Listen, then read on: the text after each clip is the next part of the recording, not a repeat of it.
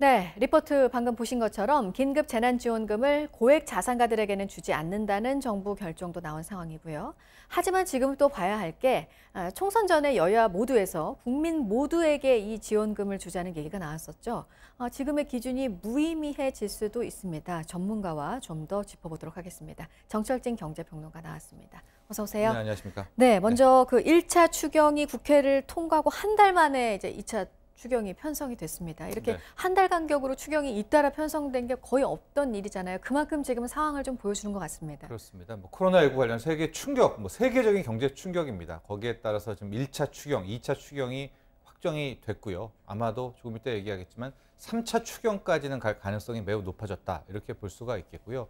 다만 2차 추경은 일명 원포인트 추경입니다. 즉 우리가 계속 이야기했던 긴급 재난 지원금을 처리하기 위한 네. 추경이었었고 바로 어제 이제 정부 안이 확정이 돼서 이제 국회로 넘어가는 그런 단계가 나오게 되는 것이죠. 네. 그 처음에 그 기준이 발표가 됐을 때 여러 이제 논란들이 있었잖아요. 그 가운데 하나가 소득이 적어도 자산이 있는 사람들한테 줘도 되느냐 이거였는데 이제 얘기를 했습니다. 구체적인 기준이 나왔어요. 그러니까 고액 자산가들에게는 주지 않겠다는 거잖아요. 네, 정리를 해보면 기존에 처음 문재인 대통령이 이야기했던 그 안에서 살을 붙였다 이렇게 보면 되겠습니다. 소득 하위 70% 가구당 지급을 하는 것이고요. 4인 가구 100만 원. 여기까지가 나왔던 큰 뼈대였습니다. 네. 여기에 살이 붙이게 됐는데 그럼 어떻게 이 소득 하위 70%를 찾느냐? 건강보험료였고 그리고 나왔던 논란이 그럼 가령 이제 셀러리맨, 직장 가입자 같은 경우에 재산이 많은 사람은 네. 어떻게 평가하느냐? 그 기준이 어제 나오게 된 것이었는데요. 예. 먼저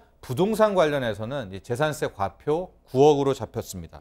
이게 이제 시세로 따지면 한 20억, 그러니까 공시가로 하면 15억 정도거든요. 네. 그동안 공시가 기준으로 8억을 해야 된다, 6억을 해야 된다, 근데 15억이 나왔습니다. 그래서 공시가 15억, 10에 20억. 금융소득은 2천만 원으로 지금 잡혔습니다. 네. 근데 지금 2천만 원을 받으려면 은행에 얼마 넣어둬야 되느냐? 약 한 12억 5천만 원.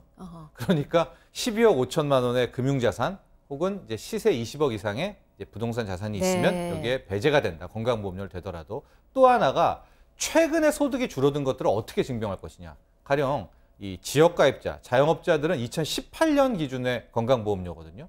그다음에 직장인들은 2019년 기준이고 그래서 직장인들은 최근에 구조조정 당했다라든가 증빙 혹은 자영업자가 최근에 장사 어려워졌다는 걸 증명하면 네. 실질적으로는 여기에 포함시키겠다라고 말을 그러니까 했습니다. 여지를 둔 겁니다. 최대한 많은 국민들에게 지원을 하겠다. 그러니까 소득은 있는 적은데 자산이 많은 건 어떻게 하냐. 이것도 이제 정리가 됐고. 그러면 최근에 어려워진 걸 어떻게 반영할 거냐. 그러면 자료를 입증하면 최대한 지원해 주겠다. 이것도 이제 정리가 된 모습인데. 네. 그런데 이제 이렇게 구체적으로 다 따지는 기준이 좀 의미가 없어질 수도 있다는 거죠. 왜냐하면 논의 과정에서 이게 전 국민으로 확대가 될 수도 있는 거잖아요. 지금 그 가능성이 있는 거잖아요. 그 가능성이 조심스럽지만 매우 높은 편입니다. 이제 아마 4.15 총선 직전에도 우리 시청자분들도 많이 이제 보셨겠지만 현재 여야 모두 이 하위 70%가 아니라 전 국민, 그러니까 가구별로 전 국민에게 주자는 걸로 여야가 거의 한 목소리가 됐습니다. 그러니까 이런 분위기라면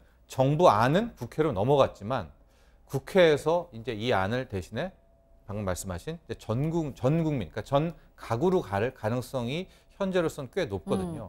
그렇다면 이제 다만 그렇게 될 경우에 예산 문제가 되겠죠. 네. 현재 정부 안에 따른 추경은 한 9조 4천, 9조 7천억 정도가 되는데 이걸 전 국민으로, 그러니까 전 가구입니다. 가구로 가게 될 경우에는 글쎄요, 거의 한 13조 원도 넘는 돈이거든요. 네. 그렇게 될 경우에는 국회가 차라리 전 국민으로 갈 때는 이 금액을 깎을지 그거에 대한 부분은 이제 앞으로 공은 국회로 넘어갔다 이렇게 볼 수 있습니다. 그러니까 여당은 그런 입장인데 정부는 그래도 아직까지는 지금 앞으로 이 경제 사태가 어떻게 될지 모르기 때문에 실탄은 더 많이 가지고 있어야 돼서 최대한 요건 좀 생각해 보겠다라고 하고 있고, 근데 청와대는 이제 국회와 논의를 할 사안이다라고 한 거니까 말씀하신 것처럼 가능성이 높은 거잖아요. 네.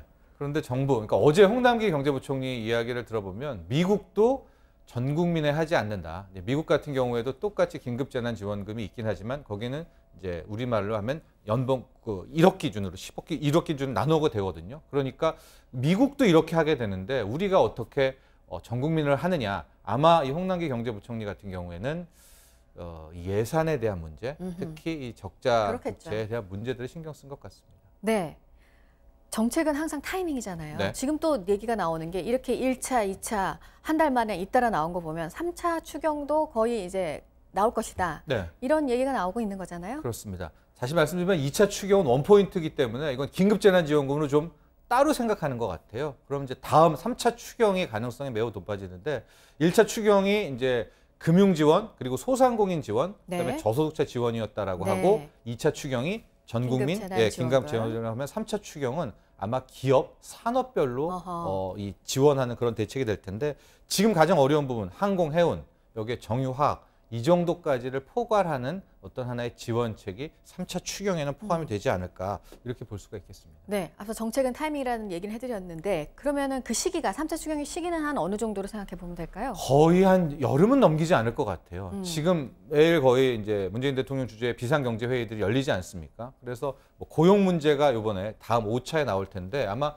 고용에 대한 이야기가 나오면 이 고용은 뭐겠습니까? 기업에서 구조조정 당할 때 고용 문제가 발생하는 거잖아요. 그럼 자연스럽게 3차 추경의 윤곽도 나오게 될 것이고 그러면은 거의 한 뭐 여름 이전에는 3차 추경에 대한 윤곽과 통과도 또 되지 않을까. 아마 새로운 국회가 맡게 될 것 같습니다. 네, 아마 전 세계적으로 지금 기조가 뭐 과도하더라도 일단은 할 수 있는 건 다 해야 된다라는 거기 때문에 이렇게 뭐 1차, 2차, 3차 추경 얘기까지 나오지만 그래도 우려는 여전히 나오는 거 아니겠습니까? 돈 문제. 그러니까 네. 재정 건전성에 대한 우려라고 볼 수 있겠죠. 그렇습니다. 우리가 항상 이제 뭐 국가의 적자 채무 같은 경우에를 GDP 대비 40%로 맞춰 왔거든요. 근데 이렇게 됨으로써 이제 40% 선은 좀 의미가 없어졌고 뭐 41, 42%로 넘어가는데 지금에서는 이제 여러 가지 안들이 나오는 것 같아요. 뭐 적자 국채를 최대한 발행을 늦추고 기존의 세출을 조정하는 네. 이번에 2차 긴급재난지원금 같은 경우에도 국방비 일부, 또 사회간접자본 일부, 공무원들의 연가보상비 일부 이렇게 세출을 그러니까 기존에 쓸 돈을 좀 줄여서 하는 방법으로 하게 될 텐데 네. 결과적으로 아마 이 국가 채무에 대한 비중의 부담은 커질 맞습니다. 수밖에 없습니다. 알겠습니다. 여기까지 듣도록 하겠습니다. 정철진 경제평론가였습니다. 고맙습니다.